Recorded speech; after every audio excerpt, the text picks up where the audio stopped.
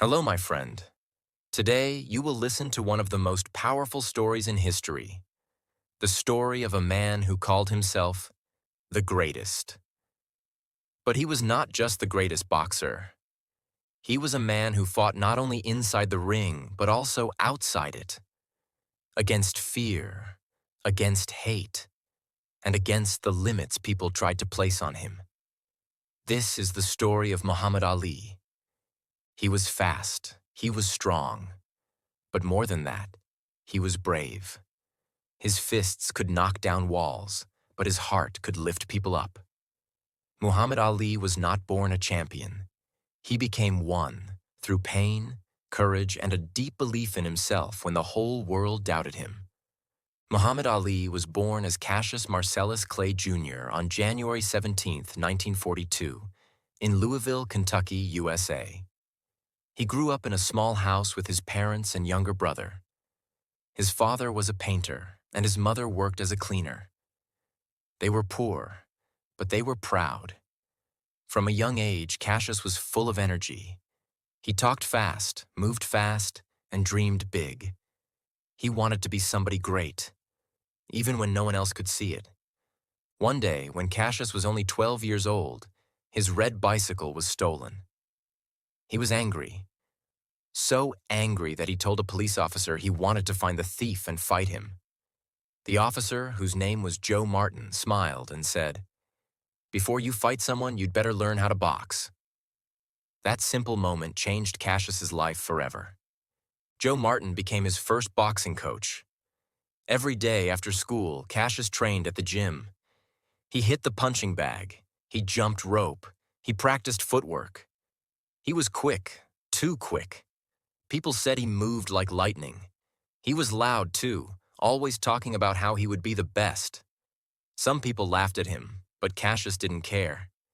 He believed in himself completely. By the age of 18, Cassius Clay had already won many amateur boxing matches. In 1960, he represented the United States in the Olympic Games in Rome. The young man with the shining smile and quick hands fought hard and won the gold medal. When he returned home, people in his city cheered. He had made it. He was an Olympic champion. But even with a gold medal, life was not easy. In the 1960s, America still had deep racial divisions. Black people faced discrimination in many places. One night, after winning a fight, Cassius tried to eat at a restaurant that only served white people. They refused to serve him. He was angry and hurt. That gold medal suddenly didn't feel like a symbol of victory anymore. Some say he threw it into the river, a silent protest against injustice. Cassius continued to fight. Inside the ring, he was unstoppable. Outside it, he started searching for deeper meaning. He met members of the Nation of Islam, a group that taught pride and self-respect for Black Americans. Their leader, Malcolm X, became a friend and mentor to him. Cassius listened carefully. The more he learned, the more he felt connected to his identity. In 1964, at just 22 years old, Cassius Clay fought the world champion Sonny Liston. Almost everyone thought Liston would destroy him. Reporters said Cassius was too young, too wild, too full of words. But Cassius had something stronger than fear. He had belief. He told the world, "I'm gonna float like a butterfly and sting like a bee. You can't hit what your eyes can't see." On fight night, he danced around the ring, moving like no heavyweight had ever moved before. Liston grew frustrated, tired, and finally gave up. Cassius Clay had shocked the world. He was the new heavyweight champion. Standing in the ring, he shouted, "I shook up the world." After that victory, Cassius made a decision that would change his life forever. He announced that he had joined the Nation of Islam and changed his name to Muhammad Ali, a name given by his faith. Many people didn't understand. Some were angry. But Ali said proudly, "Cassius Clay was my slave name. Muhammad Ali is my free name. Ali's new name became known everywhere. He was fast, funny, and fearless. He spoke in rhymes, made jokes, and told everyone he was the greatest. Some thought he was arrogant, but in truth, his words gave hope to millions who had never seen a man so confident in his own worth. But the 1960s were also a time of war. The United States was fighting in Vietnam, and young men were being called to join the army. When Ali's name appeared on the list, he refused to go. He said, "I ain't got no quarrel with them, Viet Cong. No Viet Cong ever called me NR." His words shocked the nation. Many saw him as a traitor. The government took away his boxing license and his championship title. For years, Muhammad Ali could not fight. He lost his income, his fame, and even his freedom, but not his principles. He stood for peace and justice, even when it cost him everything. Ali said, "If I thought the war was right, I'd join tomorrow. But I won't go against my beliefs." He was sentenced to prison, though he was later released while waiting for appeal. For nearly 4 years during the prime of his boxing career, he was banned from the ring. Yet his voice grew louder than ever. Around the world, people began to see him as more than a boxer, as a symbol of courage. When Ali finally returned to boxing, the world had changed, and so had he. He was older, slower, but wiser and more determined.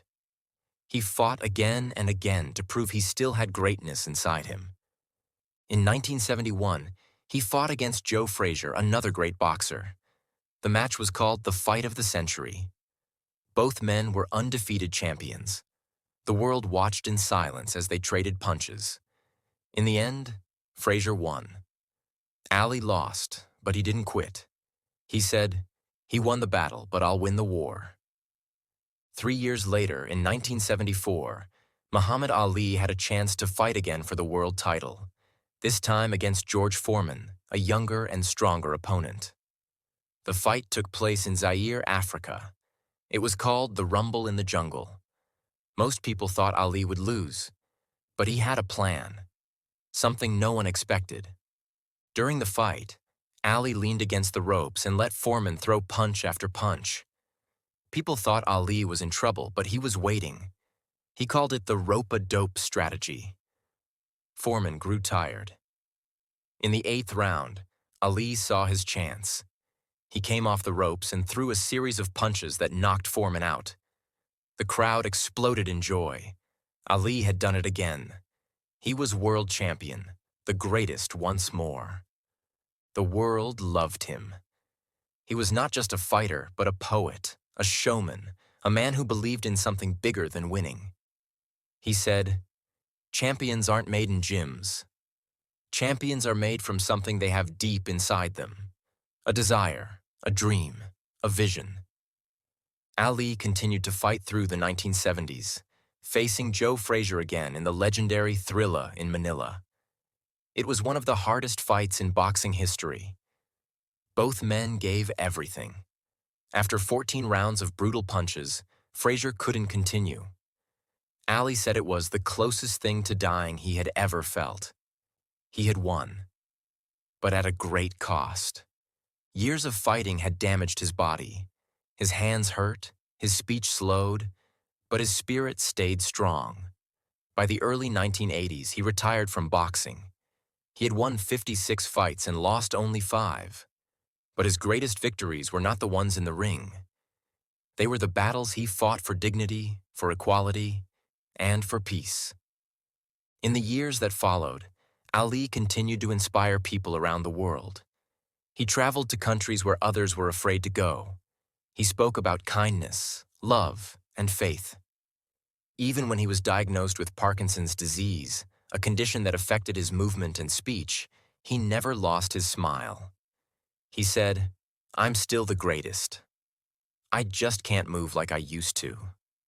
When people saw him light the Olympic torch in 1996 in Atlanta, his hands shaking but his eyes full of fire, millions cried. They didn't see weakness. They saw strength. The kind of strength that comes from never giving up. Ali spent the rest of his life helping others. He supported charities, visited children in hospitals, and spoke about unity. He believed that real greatness came from serving others. Service to others, he said, is the rent you pay for your room here on earth. He passed away in 2016 at the age of 74. The world mourned, but his legacy, his words, his courage, his heart, lives on forever. Muhammad Ali once said, "Don't count the days. Make the days count." These words carry his spirit. They remind us that greatness is not about fame or power. It's about believing in yourself, standing for what's right, and never letting fear control you. He taught the world that you can lose a match and still win in life. That true victory is not about who hits harder. It's about who stands taller when life knocks you down. So, what can we learn from the story of Muhammad Ali? We can learn that confidence begins with belief. We can learn that courage means standing by your values even when the world stands against you. And we can learn that greatness is not given. It's earned through struggle, faith, and heart. Muhammad Ali's story is not only the story of a boxer, it is the story of a man who fought to be free. He taught us to speak our truth, to chase our dreams, and to never stop believing that we can be great in our own way. Because every one of us, deep inside, has a fighter's spirit, waiting for the moment to rise. And that is the story of the greatest, Muhammad Ali.